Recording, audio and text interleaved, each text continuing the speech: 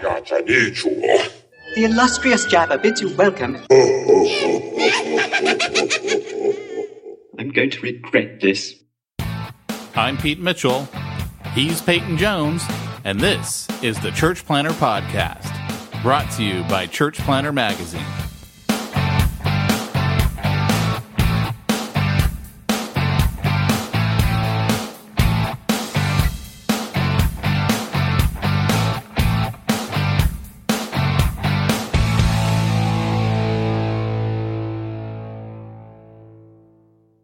Hey, if you're going to plant a church, you need to get in touch with Portable Church Industries at portablechurch.com. They will help you plant a church by helping you move and schlep all your gear like a game of Tetris, like Lego bricks. Everything fits tight together, and it saves a bunch of frustration on the part of your team. Go to portablechurch.com.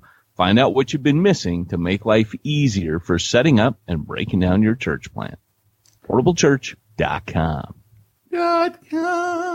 Dude, Yahoo should be shot for making me think of .com every stinking time. Hey, just because you're all gun happy now, don't go shooting everybody. Hi there. My name's Dewey, and I'm calling for Pete Mitchell. I understand that Pete Mitchell will train my congregation to blow people away in the name of Jesus. Hey, Pete, give me a call. I got some bullets here. I got some gun here. I don't know how to shoot them at people. Could you please come and tell my church how to do that? That would be rad. That would be good.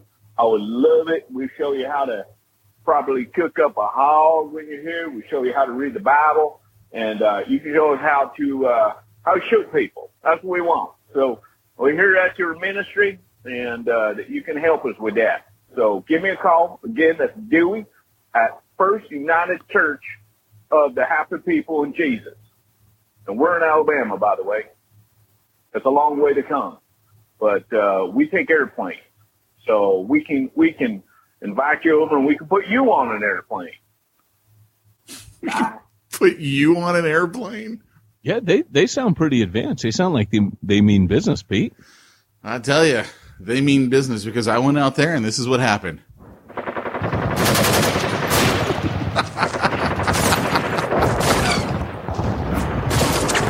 Oh yes, it was a great day of training.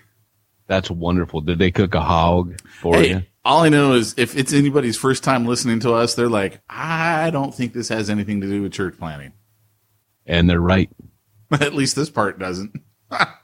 Well, welcome to the Church Planter Podcast. It's been a slow start today. I think we tried to do the ad about 5 times. And, Pete's very particular about the ads. I don't know if you know this, but they have to be just right. Well, you got people who are paying you money. I think they deserve a little bit of our attention. You see, Pete, that's where we differ. And that's why we don't have sponsors anymore. That's why we can't have nice things, Pete. It really is. It really is. If you would like to sponsor the Church Planter Podcast, why? If you want to sponsor the Church Planter Podcast, we do have to believe in you. So if you are one of those ministries, well, see, like, wait. That's where we differ. Exactly. Because I'm like, if you are one of those people, like, I could not advertise the one where they're like, hey, let us train you in gun safety for our church and security. I couldn't do that. Why? I could. I just couldn't. I know you could. You're in that world. That's just, dude, it's weird to me, man. Why is it weird? It's just weird, man. Like that there's a whole business now that trains people how to shoot in church. That's just weird to me. If you want to pack a gun and protect your church. There's not a whole business that trains people how to shoot in church. Do you not get those emails? It's not a business around that. It's a course. Think of it as an elective at the university. The university is there to give you your liberal arts degree. And oh, by the way, if you want to know how to shoot people in church, we've got this thing over here. That's what that is. Hey, that didn't touch a nerve, huh? Somebody been at the gun range a lot recently? I was there last night. Shoot it out, buddy. Shoot it out. Dude, I was there last night. You saw my Facebook post. It was a good night. I was using my new 45, and I put a 22 LR conversion kit on my Glock 17. And the best comment on there was a guy that said, "Hey, I see powder burns on those targets." How close were you? There's powder burns on it. It was pretty funny. Good. We can't all be as skilled as you. Well, it's because he's a long range shooter. He'll like go to the range and do the 1,000 yards and nail it. So that's amazing. Sniper. Yeah, I know. That's why I'm like, dude, what can I say to this guy? I know how good he is. So I started watching The Tick last night. Yeah. Have you seen that show? No, that's stupid. What do you mean? I mean, yet again, we prove that you and I really have nothing in common. I don't understand how this happens. Did you ever watch a cartoon in the 90s? No, it was stupid then. Oh, dude, that was the best cartoon ever. You were in high school back then, right? You're like, I don't know where to go with this. It was the greatest thing that ever happened to TV. Oh, man, that's just classic comedy. And the cartoon's funny, dude. I was busting a gut over that. There's this one scene, and this chick's shooting lightning at him, and he's nigh invulnerable. So the lightning doesn't hurt him. You know, it stops him a bit. But at one point, she's shooting lightning at him so hard she has this glass eye, and it pops out of her head. And he goes, "Watch out, chum. She's shooting glass eyes at people." That was hilarious, man. That's just good comedy. Yeah, I think that's one of those you had to be there, because it just sounds even stupider coming out of your mouth. It does. Because I'm not the Tick, but I can do a great Tick impersonation. Let's hear it. Splendid, chum.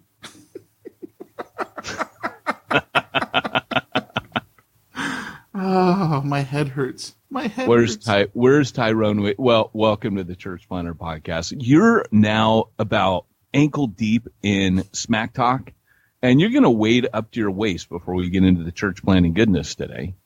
I don't know that I have a whole lot. I kept thinking there were stories that I wanted to tell you, and I need to have like a notepad where I write them down.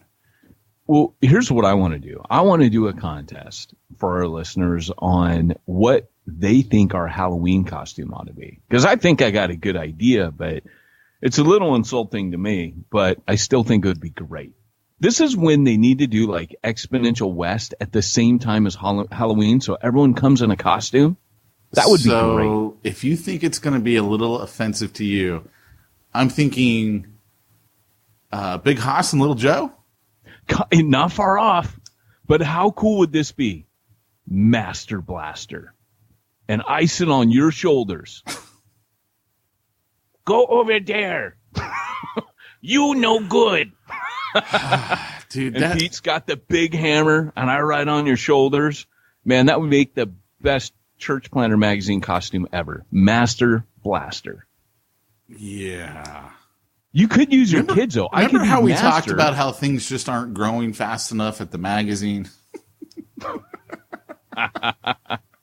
I got a feeling it's got something to do with, well, how do I put this? Us? Well, here's what I would love. I would love to actually, you know how we were talking about how you can rent a little person for your function? I know you've talked about it because you've been like enthralled with the idea. It's on my bucket list. I have to do this for at least something. Bucket list. And I would love to be Blaster, dress up like Blaster. If you don't know what Master Blaster is, from Mad Max Beyond Thunderdome, but best Thunderdome, best Mad Max movie. I am going to throw you a surprise party for your birthday next year. I'm just letting you know now ahead of time. Okay. All right. And I am going to rent a Winnebago full of little people dressed as ninjas. That's my present. No friends will come, except I will have the little people and your family. That's all I need. I'll just be like, just leave us alone together for a little while. I just need to bask in little people. You know, my favorite film as a kid, we've talked about this, is Time Bandits. So there is a strange kind of fascination. And, but I can't watch it when it's serious. So like, you know, those shows where they have like little people on there and it's like you're watching that. Actually, that one makes me sad because it's their problems, you know, it's like their everyday life. You know, that's different to me. That's kind of like, all right, that sucks. Yeah. Being you sucks. You know, I feel sorry for you. And then it seems off base. When you're talking like science fiction, and that's rad, man. So I would love to do that as a costume. I bet if you search on Google, you'll find someone who is Master Blaster and they have a little person on their back. Bet you anything. Brandon Brooks, look it out. Look it up for me. I'm going to leave that one right there. That's it. Hate mail coming to me? You know, I don't know. Do you actually get your email from Peyton at churchplannermag.com? Nope. Because I was checking out our server the other day, and you had like megs and megs of email, and I was like, he's never opened this. Yeah, you know what? I swapped out my computer, and it was only on my old computer, and I remember all the hassle it was to try to get that email on my last computer. And yeah, it's not a hassle if you know how to, I don't know, turn on a computer. Well, you're going to have to help me and hold my hand so I'm I not get that holding mail. my hands. Nope. I don't know all that way to set Hey, that look, up. if we've gone this long without you getting any, you know what that means? It's just been 6 months. I haven't gotten it.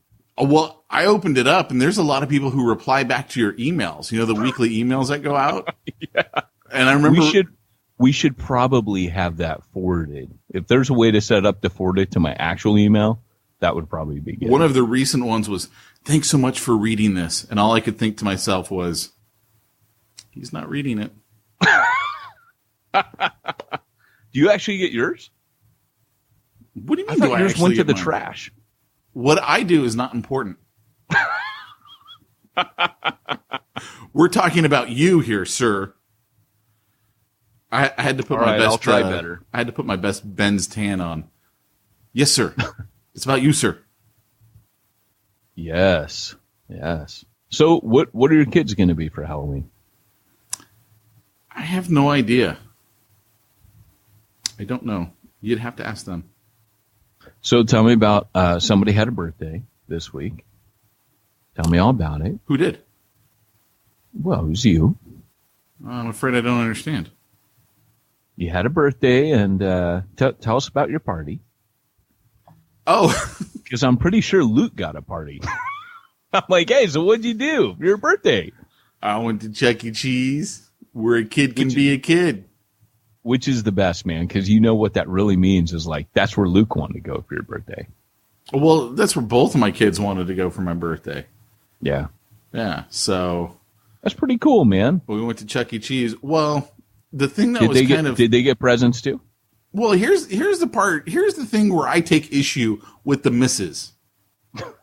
So they got a deal there at Chuck E. Cheese, right? You go in, you buy your pizza, and now you can buy a little game card to do all the games for a period of time. So it's not points.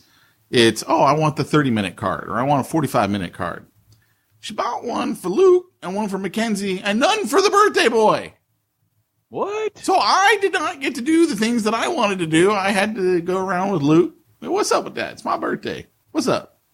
Yeah. She's like, hey, I'm just going to drop you and the kids off at Chuck E. Cheese so they can really celebrate you.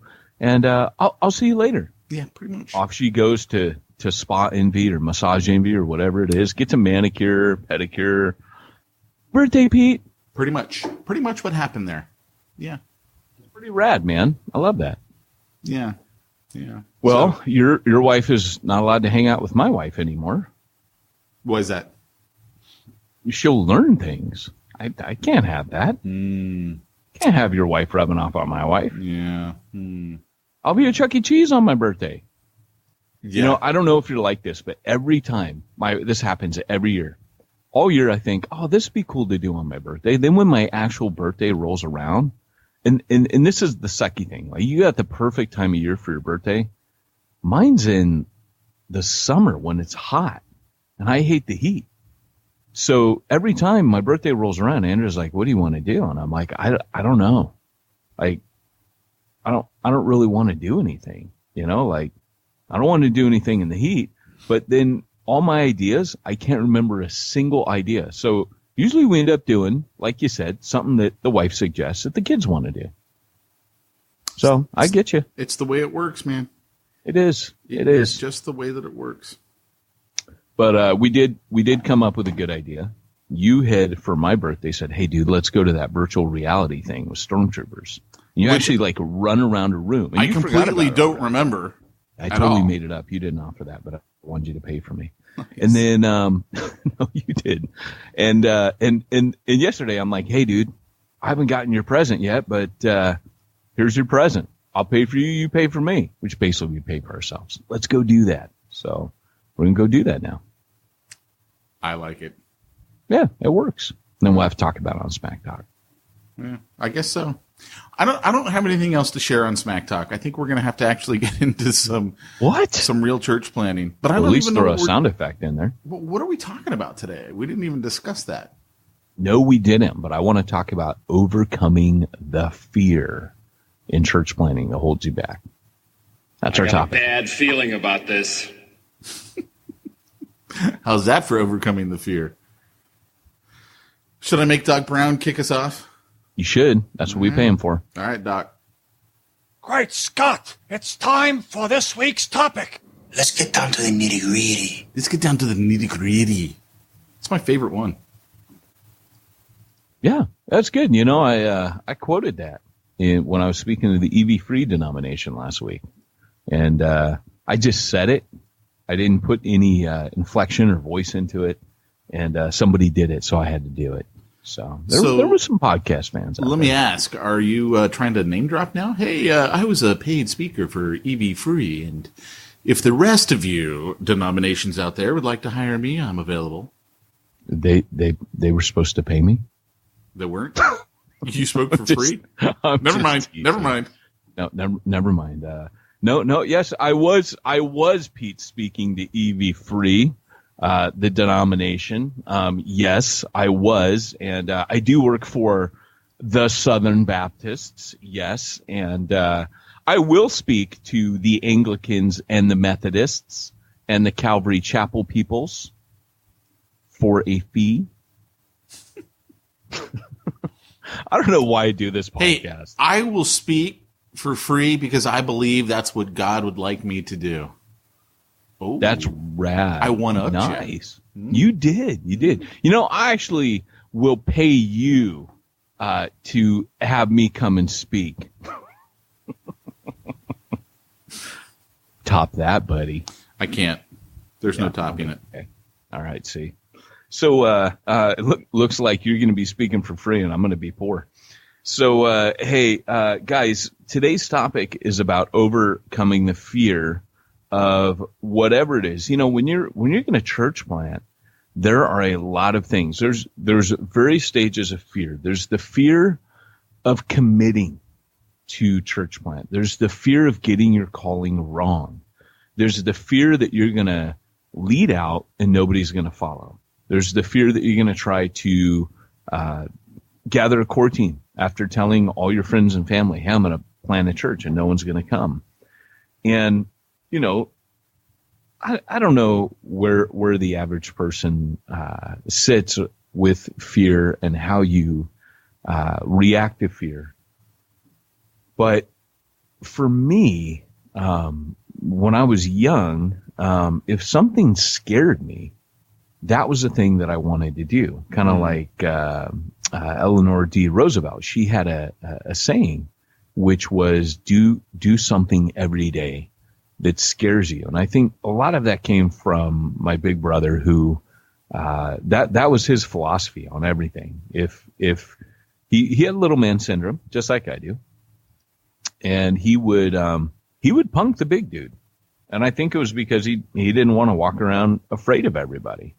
And, I think half of what we do is overcoming fear. And if you go to the scripture, you find in Joshua chapter 1 where God tells Joshua, fear not. Every time an angel appears, he says, fear not. But, you know, you see this over and over. Jesus constantly says to his disciples, don't be afraid. And you get this kind of meta message all throughout the scripture that you're not to give in to fear. Fear is a paralyzer. And fear, if you've ever been seriously scared or frightened, someone startles you, one of the things that we do physiologically is we seize up. We literally freeze in our tracks, And we have this statement, I was paralyzed with fear. Because you'll literally freeze up. There are people that they can't scream. Everything stops and shuts down. And that's one of the reasons that when God comes to Joshua, he calls him. He says, look, Moses, my servant, is dead. And then he says, but take courage. Do not be afraid. And he repeats that refrain, I think it's like 5 or 6 times in Joshua chapter 1. And that's Joshua's calling. And God keeps saying to him, only be strong, take heart, be of good courage, do not be afraid, for I am with you. Or he says, and I will be with you. And I think that we don't talk about this enough because it's kind of not cool to be afraid. It's not, it implies a lack of faith, and yet it's very, very human. And what we tend to do in religious circles is when we have something that we feel conflicts with our religious ideology, we brush it under the carpet, we hide it, we pretend it's not there, and we don't talk about it. So a lot of the things that the church needs to be talking about, we don't, because we say, oh, well, I'm not supposed to feel that. So, well, the Bible talks about it a lot because the Bible knows that you will feel it. So the Bible doesn't say, no, don't feel that, don't feel that. The Bible encourages those who do feel afraid to be of good courage, and it reassures them, hey, you're feeling this, but let me remind you of the reality. The reality is that God is with you. What we do is we don't operate that way. Like I said, we fear what fear? We deny it to ourselves. The Bible talks about deceiving yourself. You just keep pushing it. You stuff it. You push it under the carpet. You never deal with it. And so, every time I plant a church, and, this is important, I think, for people to know, is that I'm afraid. I'm not feeling when I plant a church like confident, hey, I got this. And it's because I don't got this. And I know that every time. I know that every time I'm getting ready to plant a church, I'm facing imminent failure. And because of that, there's fear. There's the fear of failure. And so that's kind of the topic that I want to open up today. Okay, so go. How do you like that one? Huh? No, I don't like that. I know you don't. Pete, think of a time when you were afraid. I can't think of one. No. But yeah, no, man, I'll be afraid this weekend. Yeah? Yeah, I'm flying to Oregon. Going to go visit my friend in the federal pen on Saturday, and then I'm flying to Idaho for a conference, and I don't come back until the following Tuesday, and I won't have my gun with me, so I will be afraid. That's hilarious. It's true, though. Yeah, you can't pack in those. Do you normally is that actually a thing? Do you actually feel safe when you're packing? Let me put it like this: I've never not felt safe, but I feel even less not. I feel even less not safe.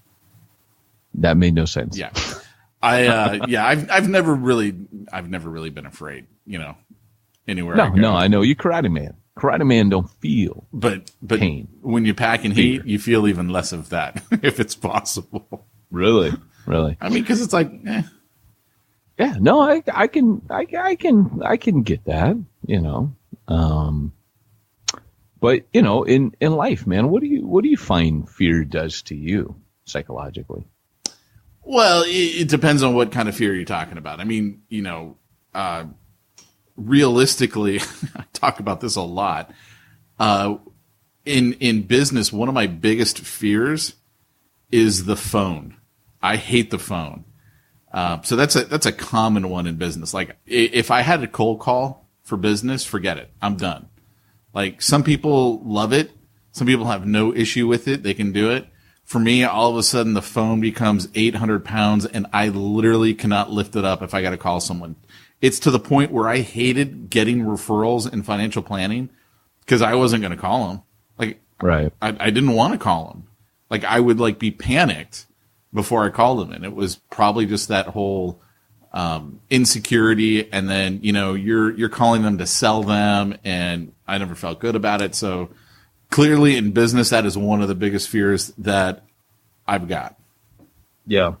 Do you think that's tied to like the fear of rejection, or you mentioned insecurity? Absolutely, fear of rejection, and it stems from low self-esteem. You know, as a kid, I mean, you know, that I had low self-esteem growing up. I was always the kid that was made fun of and all that stuff. So absolutely, it ties into that. Yeah, I mean, I'd be lying if I didn't think it tied in with that. No, I, you know, and that's the thing that, you know, it's not, you know, particularly in American culture, like it's funny because in British culture, you don't talk about this stuff, right? Like you just don't, there's like this social norm where they call it letting people save face. I know we have that expression as well. But for them, it's a lot more like it's unacceptable in British culture, particularly English culture, to put people in positions where they would have to show emotion. If you do that, it's considered cruel. So everybody walks around almost kind of like a cardboard cutout, like you don't show. And when people actually cry, it's like a big deal. You know, like in America, it's like it's the same thing. It's a big deal. But there it's like, you know, like you think the person might be having a nervous breakdown, which normally by the time that facade is dropped, you're not far off from that. But in America, we kind of do the opposite, right? Like we don't just, they have their stiff upper lip. What we tend to do is we have the, it's almost like a compensation. It's like a bravado in America. Like if you don't want people to think you're afraid of stuff, you act the opposite, right? Like you almost, oh yeah, I would just put that guy under my boot, you know, or whatever. You in America, we have the swagger that's kind of like a compensation. You know, you almost act overconfident to compensate for what's going on inside. And that was one of the things when I went to Britain that was noticeably absent in their culture was the swagger. Nobody swaggers there, you know, which I'm not saying that's better or worse. It just was different. Nobody acts cool like in America. It's really, oh yeah, you know, whatnot, you know, acting cool is a big deal here. It's not a big, but not showing emotion, you know, is a big deal there. So, so it's really interesting, both cultures, and same with Japanese culture, same kind of deal. Like you find that we're not comfortable with showing fear because we perceive it as a weakness. And I guess what I'm driving at is that the Bible, it perceives it as a norm, you know? And in case in point, like, you know, I'm a huge Batman fan. Years ago, I was watching one of the cartoons from the 90s, best show ever, just saying.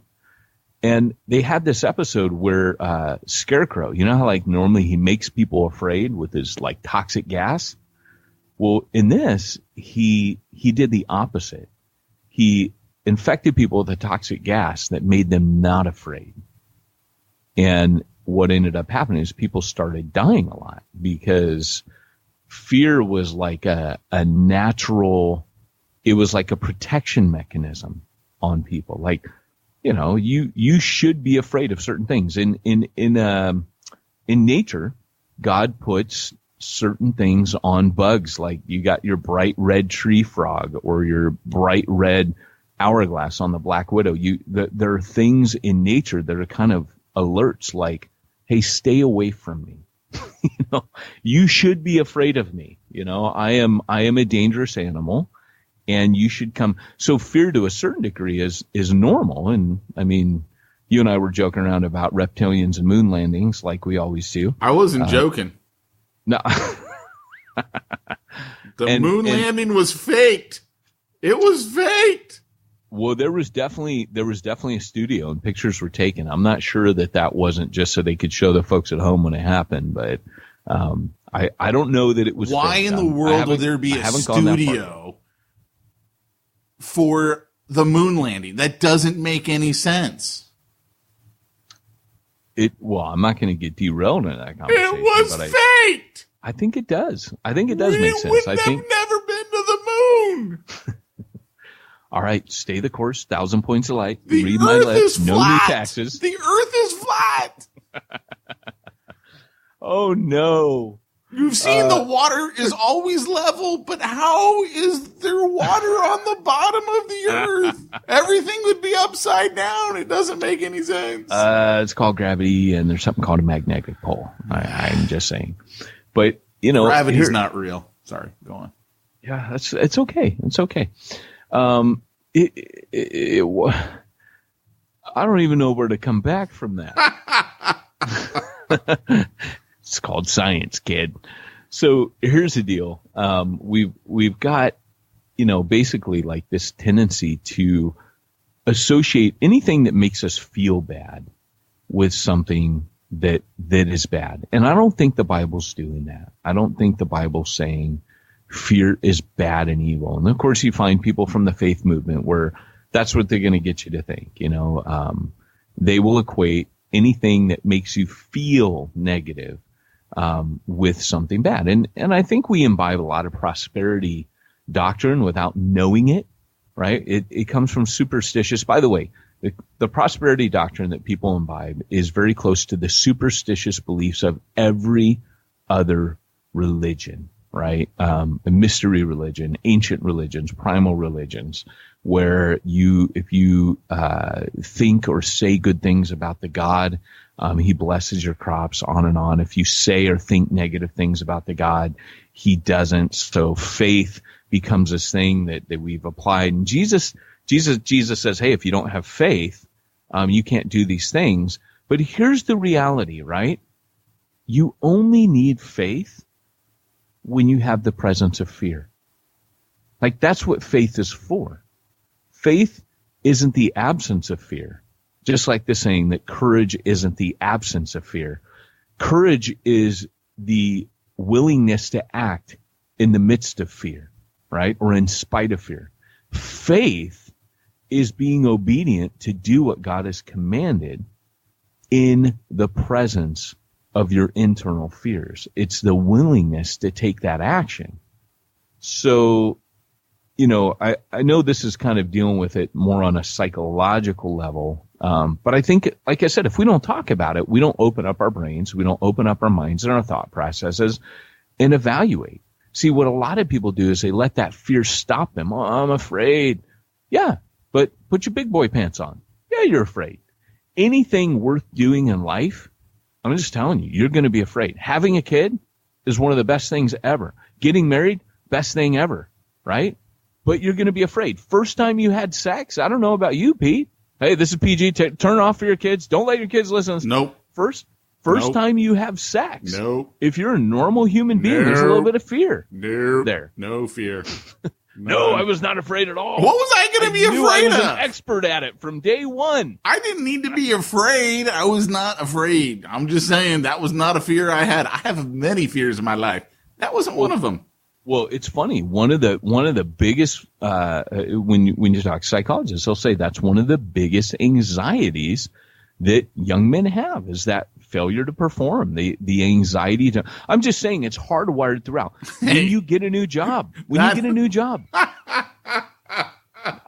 just thinking, hey, for a gunfighter like me, that wasn't one of my fears. It's okay. It just might be people that are really good at it experience that, and that's how they get better. I have no idea what that even slight means. Let's just put it this way. When I was doing multiply training once, we did this little exercise where at Mac Lakewood, this is the first time I went. I'm surprised I got the job, but they said, think of something you're really good at. And then tell us how you got good at it. They want us to break down in steps, and they're trying to teach us adult learning theory. And so I'm with all these pastors, and I go, well, there is something I'm really good at, but I don't know if I can talk about it in mixed company. And they all started laughing. But anyways, I have to mark this episode as explicit now. Just cut it out. No way. Cut it out of there. No. I'm just sharing. That's all. Yeah, no, that's cool. It's not explicit. The Bible talks about these things. The Bible is a PG book. I mean, let's be honest. If we talk Song of Solomon, all I know is I want my wife's hair to be as luscious as a goat's. What? Luscious. Flow like a goat. I can't remember the exact terminology. Come on, my pastor avoids Song of Solomon like every other pastor in America. Oh yeah, Dustin. So he friended me on Facebook finally. The nerve of that guy. So, anyways, that's funny, man, because I bumped into your pastor and at Exponential, and we made the joke because he's a super cool dude. Yeah, I know. I was there. Yeah, and but our listeners don't, so I like to tell the story. But I bump into him, and it was kind of like Seinfeld, like Newman, and he's just a funny dude, man. So good dude. His real name is Justin, by the way, for our listeners. Dustin is just, it's one of those things like, how you do when you tell him why you call him Dustin. Because he took my Pete. And, and so here's the deal. It's like whenever I see him or refer to him, it is Dustin because it's just that slight disrespect. And, like when someone starts, you like a girl and she's seeing some other guy, his name's Todd, and you go, oh, Tony. And she goes, no, his name's Todd. And you go, yeah, whatever. So anyways, back to this whole fear thing. So what do we do, guys? I mentioned it and hinted at it at the beginning. And Pete, what do you do to overcome your fear? Depends on what the fear is. Most of my life has been built around figuring ways to avoid putting myself in a situation that I fear. Yeah. I mean, well, that's legit too. And I think that's the normal human response. And I think all of us do that. I mean, there's that whole predictability. And I think all of us do that. We crave order instead of chaos, and we all want order. We want predictability. We want routine. So that is also a very human thing to do. And that goes back to fear's positive function, that fear causes me to, I don't want to do these things because I don't like what I feel, when I do that. And so fear is a defense mechanism, as we pointed out, but sometimes it can be wrong. Your fears, there's that statistic, 95% of what we fear never happens to us. Right. But then we do have those moments where Job, his very words were, what I feared most has now happened to me. We do have that. I've had lots of things that I feared most this year. Hey, remodeling my house. What I feared most happened. Yeah. Right? 95, maybe 99% of the people that doesn't happen. That happened to me. Right? So when you have to do something that does make you afraid, how do you deal with it?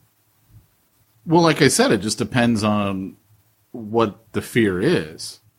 I mean, I'm gonna hit one. Having a kid. How'd you deal with that? Just grit your teeth and bear it. Yeah, I mean, what are you going to do?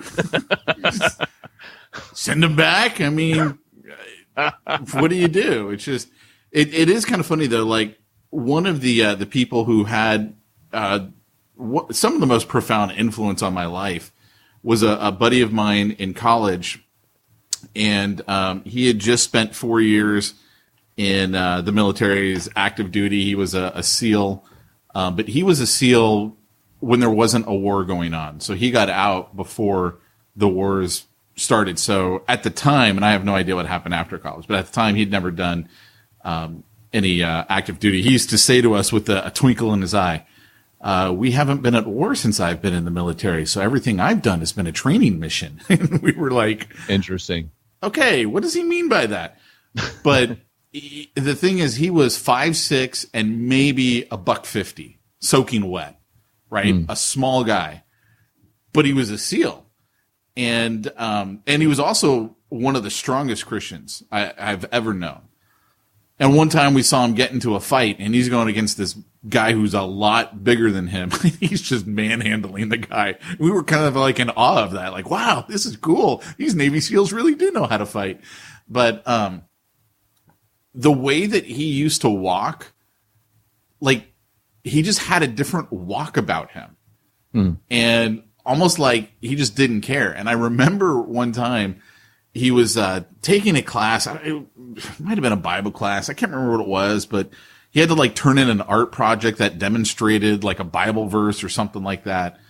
And so he turns one in, and they didn't know, but it was one of those auditorium classes, and he's sitting in the back of the auditorium on the ground. So when they were grading everyone's art, they didn't see him. So they didn't know that he was in there, and he's hearing everything that they said, and they're like ripping his art to shreds. And so as soon as they were done, he stands up, walks down, and grabs it. And they're like, "Oh, you were here." So he's telling his dad about this experience. And these guys were totally off. First of all, it wasn't an art class. It was a Bible class. So you can't judge and give him a grade based on the art. So his dad was like, "Well, you know what you got to do, right?" And he's like, "Yep." And he had to go meet with the professor and basically tell the professor, "You better give me a better grade because this isn't an art class and you can't grade it based on art and all this other." But like he was always like, even the things that he feared, he would do. And so one of the lines that goes through my mind, and you and I have talked about this on the podcast before, just like I say, I can pee next to anybody. For those of you who've listened to the podcast long enough, understand that one. The second one that'll often come through my head is, what would Chad do? And right. Most of the time what that means is, well, I know what Chad would do. Chad would just go do it. And right. he wouldn't let the fear get in the way. And so that's kind of the thought that just runs through my head, and then I'll just go do it. Whatever it was that I was afraid of, I'll just go do it. Well, that's it, man. When I do stuff at work, like if I have a bunch of tasks, I will look at things that I don't want to do. And I'm aware of the tendency. I once had a coach who says, "You do what you want to do and you avoid what you don't want to do." Sounds profound, but he goes, "I need you to analyze your work week. What do you do? And look at it. You'll notice a pattern. You stay away from things you don't like to do. And those are the things that you probably need to do, but you don't do them." And he goes, and start looking at that. Start challenging yourself. Start doing the thing you really want to do least first. Then enjoy the other stuff. And, there's the big rocks, little rocks mentality, this and that. I mean, productivity gurus abound and this and that. But that whole idea of getting past your feelings, that's a big deal. And I think we have to not allow our feelings to dominate. I think I mentioned that book I was reading about your feelings and how they found that 95% of the decisions human beings make are based on feelings. That's a problem. In fact, they showed a guy who had a head injury. Did I tell this story? Guy had a head injury.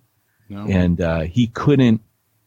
the part of his brain that got affected was the part that had to do with emotion. He couldn't feel emotions after his head injury. Interesting. So when it came time to eat, he couldn't decide because so much of that is based on feelings, not logic. Yeah. When it had to do with where he wanted to go. It was just really, really difficult to him because feelings are such a part of our process. Like when you go out and run errands, you work it all out, but a lot of that is based on what you feel and what you want and what makes you feel good. That's how you work your day out, so it's really, really fascinating. He lost the ability to function because so much of the decision process is based on feelings. So, as we look at what fear does to us, our response, they have what's called the fight or flight mechanism. And fight or flight means one of two things. Either you run, which is what we're talking about, most people do.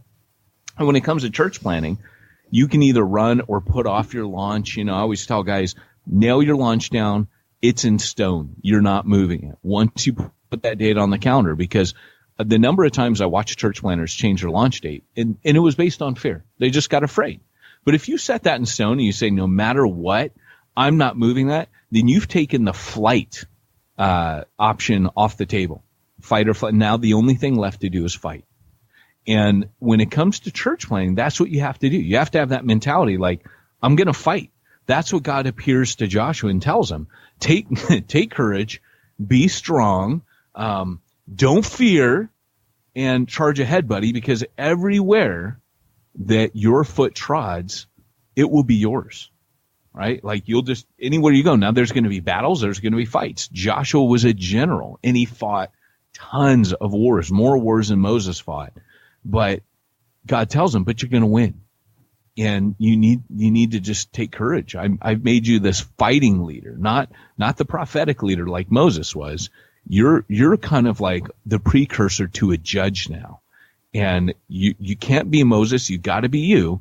And that's the first thing Joshua has to learn is God says, I will be with you just like I was with Moses. You see, at a certain point, everybody has to decide they're going to fight. So you have to decide, do I believe God is with me like he was with Moses? Moses was afraid.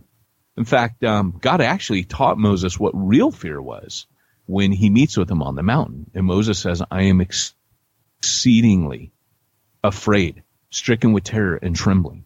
That's in God's presence. So God shows him like, look, you were nervous in front of Pharaoh a little bit, but you did well. You faced him. Let me show you who I am and who you're dealing with. And then Moses comes away going, oh my gosh, well, like John Knox said, he said, fear God and you'll never fear any man again, right? If you walk in the fear of the Lord, that serves as a backdrop. So you don't fear man. And Proverbs says a fear of man is a snare. I mean, there's all different types of fear that the Bible addresses. But when it says a fear of man is a snare, that's a fear of other people's opinions. And, it can be all kinds of fear, man. Fear of getting beat up, fear of, whatever that people can do to you. And that's why Jesus says, don't fear what man can do to you. Fear God, and so, we're looking at this, you've got to make that decision to fight. And fighting looks different. Like let's say my launch date's come up. And guys, this can apply to any outreach. This can apply to any major change coming.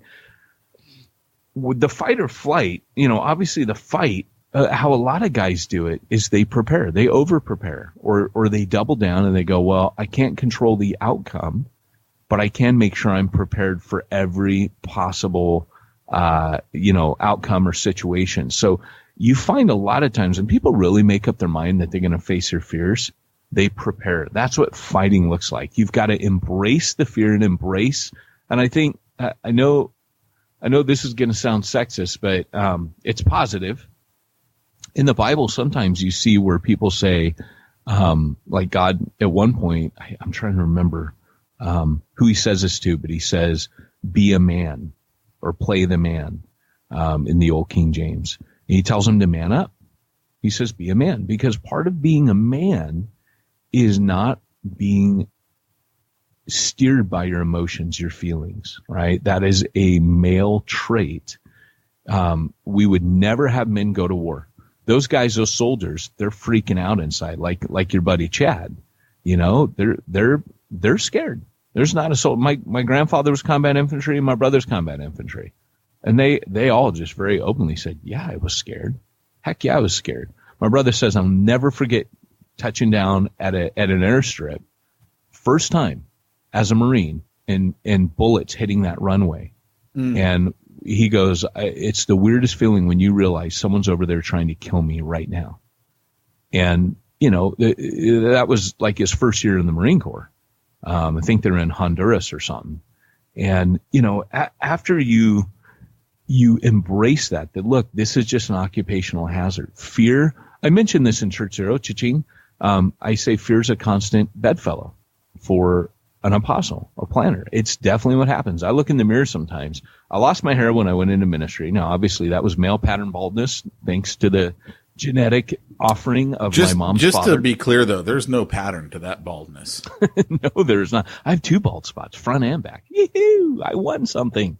But realistically, but like when I look at my face, like I look at, my brother is 5 years older than me. He's been all over the world. But I'm the older looking dude. And, whereas he would be on tour and he would go through these things and do all that, for me, I think I live a much higher stress life on a day to day. And he would be the first to say that. Yeah. But I look like the older brother, my face, we look like twins. So, I'm 5 years behind him, but we do, if we go out, people used to say, when I was in my 20s and 30s, they would always say, are you two twins? Now you look at us and people, if you say, hey, who's the older brother? They'll be like, me. They'll point at me. And that's not cool. But how much older is he? He's 5 years. Wow, dude. Yeah, man. And I look like the older brother. Wow. That's all I got. Well, especially with your going for Santa Claus beard right now, you look really old. Yeah, my wife looked at me the other day and said, you look like Papa Smurf, which is ironic because my brother runs a big biker club, and they actually call him, his nickname is Papa Smurf when he has his beard. So I looked at my wife. Does he wear a red beanie and red pants? You know what's funny is they have like an annual meeting where, it's like their edition of like Biker Week or whatever. They do monthly rides or whatever. But he actually dressed up like Papa Smurf one year. Nice. A blue shirt and these big red pants. And, with his biker vest over it, dressed like Papa Smurf. That's awesome. But it's funny because I think I mentioned that, as much as he can make fun of himself, he's actually kind of a tough mother. They had this fight club, and every once in a while they'll do a fight club, and his guys are like, dude, don't fight boss. He's small, but he's tough. My brother's super tough. Is he small too? He looks way he's bigger small, than dude. me. He's 1 inch. He's 1 inch taller than me. See, that surprises me because he looks big online. Yeah, he does. And, but he, I think it's kind of the way, like you said, kind of the way he carries himself too. Yeah. But he's always fought dudes way bigger than him. But anyways, he had a 5-man pileup, and he won. He was last man standing, and one dude ended up with a broken leg, and that's when they put it into it. So guys are like, dude, don't fight boss. So wow. I'd like to think by right of genetics and being his brother, maybe I'm tough too, but that is a very untested theory. No, it's tested, and it's unfortunately been proven not so much. Yeah, that's true. You're right. My last book did kind of prove that. In case anyone had any doubt, you've been tested a lot, and yes, and come up short, come up wanting. I've received some beatdowns in my day for sure. But I have said, I will say this, I've been beaten by some of the best. It's funny. There's something to be proud of when, but look at who I got beat by. I mean, come on. Oh, yeah. Yeah. Hey, that still doesn't stop me from saying you should see the other guy. Yeah. I've got enough scars on my face. As he's in pristine condition. And that's right. Yes, his skin is baby soft. He's doing quite well, actually. So, anyways, well, hey guys, there's not really much to say other than prepare and run at it and embrace it. I wish I could tell you more, but it does all come down to fearing God. It really does. It's fearing the right thing so that it puts the wrong thing that you fear in context and you can face it. Because if you know that the Lord is with you, that's what David would say on the field of battle. David would literally look left and right and say, 1,000 fall to my left and right. But he says, what have I to fear? For the Lord is with me. If the Lord is with me, who shall I fear? And that is the key, man. Is the Lord with you or not? Has he called you to do this? Think of Paul and all the stuff that Paul knew that, he walks towards Jerusalem right after Agabus stands up and says, hey, the guy whose belt this belongs to, he wraps it around his wrist and says he'll be bound and taken to Jerusalem and imprisoned and eventually executed. And Paul goes, bring it on. Let's do it. I got to go to Jerusalem. And that's our heritage, man. There were a lot of tough people who embraced their fears and ran at this whole thing we call ministry and church planning in spite of it. And that is what we call faith, ladies and gentlemen. Not the absence of fear, but the ability and willingness to walk towards whatever you're afraid of in the name of God and in the name of the gospel and in the power of the Holy Spirit. Cool. Well, Pete, with all that walking in fear and taking on your giants, man. Let me tell you what I fear. I fear the IRS.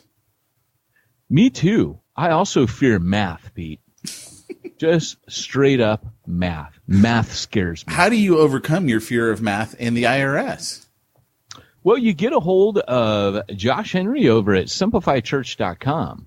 He's got an incredible staff, and he and his staff would be more than willing to walk through all of your church planning needs. He himself is an ex-church planner, but they'll handle your IRS compliance, I was about to say compatibility. Are you compatible with the IRS? I hope not. No. They'll help you with your compliancy issues. They'll help you with all the regulations. They'll help you with payroll. They'll help you with your bookkeeping. That's primarily what they do. And anything else you need. They even provide virtual assistants. So head on over to simplifychurch.com. Well, hey, this has been Peyton Jones and Pete Mitchell on Church Planner Podcast, reminding you, if you want to reach the ones nobody's reaching, you got to go where nobody's going, embrace your fears, and do what no one else is doing. My next book is going to be called I Wish I Had Listened to Pete.